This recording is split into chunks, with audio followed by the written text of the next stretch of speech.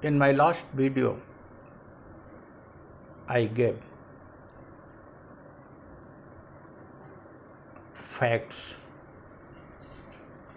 regarding the origin of public administration as new discipline of study in 1887, as well as I also pointed out the main characteristics, the main features of this subject from its origin 1887 to till 1937 in the form of its two stages development, first two-phase development, first phase 1887 to 1926 and second phase 1927 to 1937. आज हम today I will give brief accounts of activities, contributions of different scholars and the activities in the field of public administration during its third phase of development and fourth phase of development, that is 1938 to 1947 and 1948 to 1970. आज हम लोग प्रशासन के विकास के तृतीय चरण और चतुर्थ चरण को रेखांकित करने की कोशिश करेंगे। लोक प्रशासन के द्वितीय चरण में सिद्धांतों को बड़े पैमाने पर चुनौती मिली, सिद्धांतों की रचना हुई, बड़े पैमाने पर सिद्धांत बनाए गए, तमाम विद्वानों ने कंट्रीब्यूट किया। टेलर के वैज्ञानिक प्रबंध, मैक्स वेबर के ब्यूरोक्रेटिक अप्रोच और फेयोल के प्रशासनिक अप्रोच का बोलबाला रहा। इस नई विधा को विज्ञान सिद्ध करने की होड़ बनी, सिद्धांतों की खोज हुई। लेकिन तृतीय चरण के शुरुआत में ही इस द्वितीय चरण के प्रति भीषण प्रतिक्रिया आई।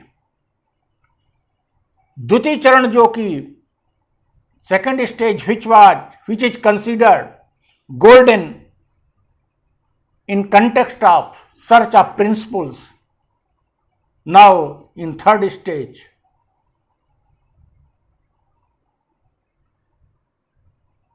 सिद्धांतों के लिए for principles it become disastrous.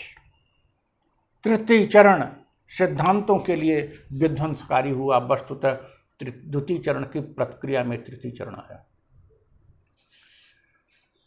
तृतीय चरण में प्रथम और द्वितीय चरण की दो प्रमुख बातों को चुनौती दे दी गई। पहला तो ये, डहल ने कहा यह विज्ञान हो ही नहीं सकता, और इससे भी प्रमुख बात मेयो ने कहा कि public administration relates with human being, और इस ह्यूमन बीइंग की मानव संबंध की पूरी तरह से सिद्धांतों में उपेक्षा की गई है। So far public administration ignored human being which should be in center of administration. मानव संबंध हार्थोन प्रयोग द्वारा एल्टन मेयो ने सिद्ध कर दिया कि मानव संबंध अधिक महत्वपूर्ण है प्रशासन के लिए, न कि मैकेनाइज्ड वे में सिद्धांत। तो जो मैकेनिकल यांत्रिक उपागम रहे, जो मानव को ध्यान में नहीं रखते थे, केवल इफिशियंसी और कार्यकुशलता जिनका नारा था, विज्ञान की तरह इसको स्थापित करना चाहते थे, उनको एल्टन मेयो के हार्थोन प्रयोग ने गहरा धक्का दिया। मानव संबंध उपागम दिया उन्होंने। दूसरी बात, मानव अभिप्रेरणा अधिक अच्छे से निष्पादन के लिए, अधिक इफिशियंसी के लिए आवश्यक है, इसको सिद्ध किया मैस्लो, मैग्रेगर, लिकर्ट इत्यादि ने। ये दो जो अप्रोचेज आए, these two approaches in fact in reaction to first three approaches, first three approaches में मानव रिलेशन, ह्यूमन रिलेशनशिप्स को दूर रखा गया था, कंसिडरेबल नहीं था, अधिक उत्पादन और कार्य क्षमता पर बल दिया गया था, विज्ञान होने पर बल दिया गया था। ये क्लासिकल अप्रोचेस थे। अब इनको चुनौती देकर न्यू क्लासिकल अप्रोच आया जो कि मानव संबंध की बात कर रहा है। Later on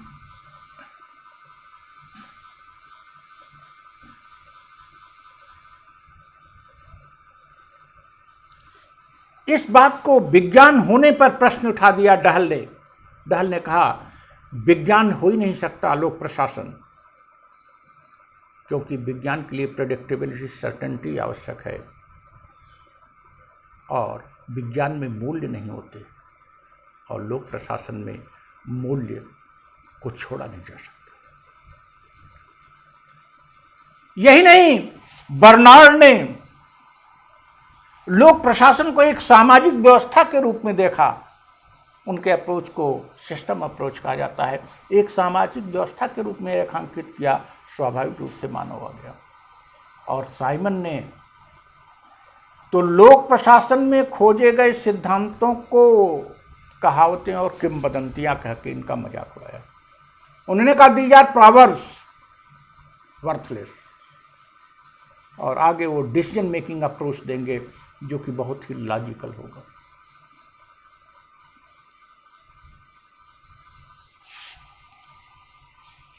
Thus, in third stage,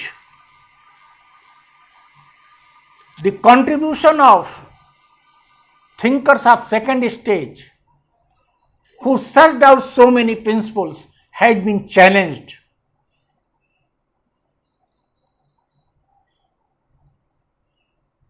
The recognition that public administration is science has been challenged.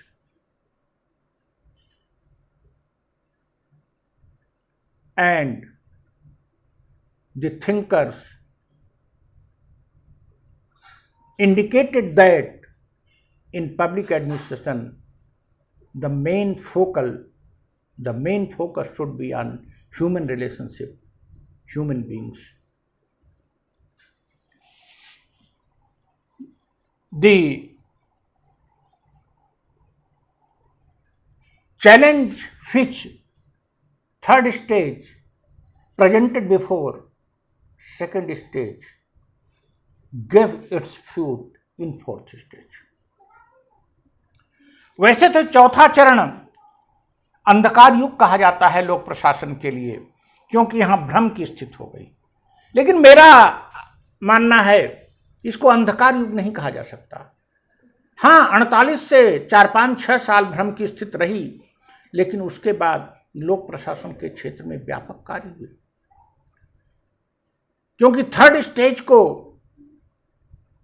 अगर एक नई दिशा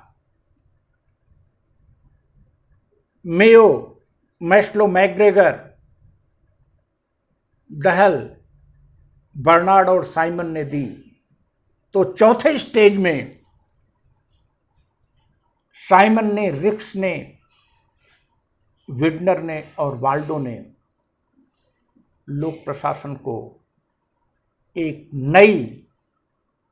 नए क्षितिज पर ला खड़ा कर दिया, जिसके प्रभाव में 1971 में 5वां चरण की शुरुआत लोक प्रशासन के एक बदले स्वरूप में होता है। इसलिए इस पूरे फेज को 48 से 1970 को अंधकार युग कहने से हम सहमत नहीं हैं। फिर भी most of the writers called it dark age because of 2 reasons. जब लोक प्रशासन विज्ञान नहीं हो पाया जिसके आधार पर उसकी स्थापना हुई थी, लोक प्रशासन में सिद्धांतों की खोज को चुनौती दे दी गई, तो अनेक विद्वानों ने डाइकोटमी को अस्वीकृत करते हुए अपना शेल्टर फिर लोग राजनीति में ढूंढने की कोशिश की और राजनीति विज्ञान में जाने लगे। और कुछ विद्वान लोक प्रशासन को प्रशासनिक विज्ञान के रूप में विकसित करने में तल्लीन हो गए, जो कि सफल होंगे। यद्यपि प्रशासनिक विज्ञान नहीं, आगे और स्वरूप बदलेगा। जो लोग राजनीति में जाना चाहते थे उनको वह सम्मान उसमें नहीं मिल सकता था, क्योंकि द्वितीय विश्व युद्ध के बाद राजनीति के क्षेत्र में व्यापक विषय वस्तु आ गई थी और नए सिरे से राजनीतिक चिंतन हो रहा था। इसलिए लोक प्रशासन का चिंतन का उनके पास समय नहीं था बहुत, और लोक प्रशासन के विद्वानों को वह बहुत महत्व नहीं मिला। लेकिन on the other hand, the scholars who tried to develop public administration and administrative science seems to succeed, और लोक प्रशासन में को इन्होंने अंतर विषय बनाने की कोशिश की, अन्य विषयों से विषय वस्तु लाकर लोक प्रशासन में समाहित किया। खास करके अर्थशास्त्र मैनेजमेंट से विषय वस्तु को लाकर, समाजशास्त्र से भी विषय वस्तु को लाकर लोक प्रशासन में समाविष्ट किया गया। इस दौर में साइमन का निर्णय निर्माण का बोलबाला बढ़ा, जो बहुत ही लॉजिकल था, जिसमें उन्होंने तथ्य और वैल्यू दोनों को प्रासंगिक कर दिया था और कहा कि in each stage of administration decision making is needed, and for decision making there are stages. विकल्पों का चयन तक, विकल्पों का इवैल्यूएशन और फिर डिसीजन लेना, अलग से इसको करेंगे। और फिर रिक्स ने जब पारिस्थितिकी उपागम दिया तो उन्होंने इस बात का उत्तर दिया कि लोक प्रशासन के सिद्धांत इसलिए हर जगह सार्वभौम नहीं हो सकते कि अलग अलग परिस्थितियों में लोक प्रशासन का स्वरूप अलग होना चाहिए।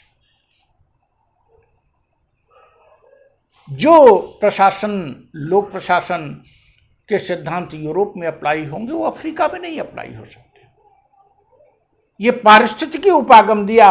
अब अलग अलग क्षेत्रों के लिए लोक प्रशासन में अध्ययन की आवश्यकता हुई, लोक प्रशासन में अनुसंधान का दायरा बढ़ा और तुलनात्मक लोक प्रशासन का उद्भव हुआ। तुलनात्मक लोक प्रशासन का उद्भव होने से यह विषय फिर एक बार इंद्रिच होने लगा। और इस बात का भी उत्तर मिल गया कि लोक प्रशासन के सिद्धांत क्यों सार्वभौम नहीं हो सकते। For different circumstances, for different ecological region, the administration should be different. Same administration, same type of administration will not give the real fruit.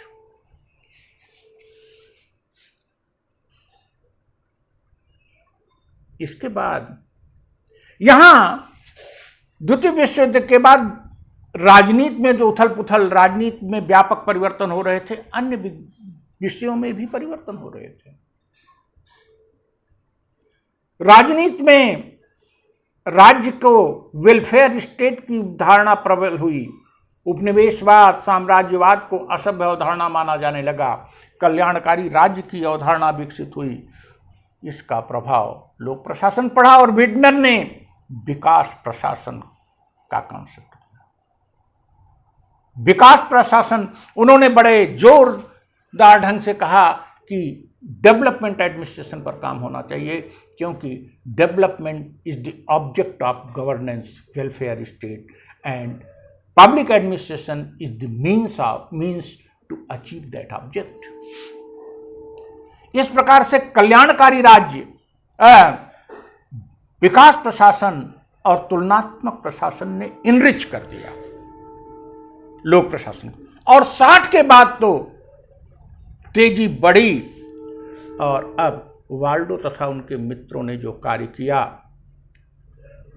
1967 से 70 के बीच, उससे लोक प्रशासन की पूरी, कह सकते हैं, a revolutionary change appear in public administration, and low public administration become now recognized as new public administration. As the result of some events, some seminars, some meetings, conferences, especially Honey Prativedan, Philadelphia Sammelan, Minnobrook Sammelan, and a book written by Menry. और पांचवें चरण का उद्भव चौथे चरण के इन 4 सालों के मेन रूप से कार्यों के परिणाम स्वरूप हुआ और लोक प्रशासन का काया पलट गया। इसलिए चौथा चरण की उपलब्धियां बहुत हैं। Ecological approach of risk, decision making of Simon are milestone. comparative administration and development administration as new branches in public administration and the foundation for new public administration. All these occurred in 4th stage of development of public administration. And now values came in center of public administration, in new public administration, which we will see in our next video. Thank you.